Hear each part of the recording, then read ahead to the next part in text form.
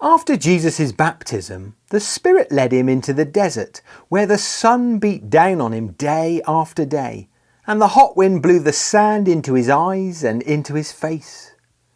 This was the place where Jesus would be tempted by the devil. After spending 40 days and 40 nights without any food, Jesus was hungry, and the devil came to him and said, "If you really are the Son of God, order those stones to turn into a loaf of bread." But Jesus answered him, "No, for the scripture says, 'Man cannot live by bread alone, but needs every word that is spoken by the living God.'" So the devil took Jesus to Jerusalem, the holy city, and put him on the highest point of the temple and said to him, "If you really are the Son of God, then throw yourself down and show everyone.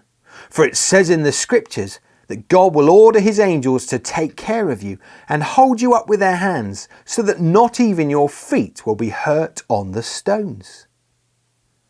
Jesus answered, "But the scripture also says, 'Do not put the Lord your God to the test.'" Then the devil took Jesus to a very high mountain and showed him all the kingdoms of the world in all their greatness.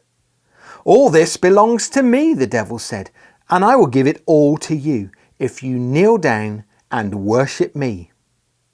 Jesus answered, "Get away from me, Satan. The scripture says, 'Worship the Lord your God and serve only him.'" So the devil left Jesus, and the angels came and helped him.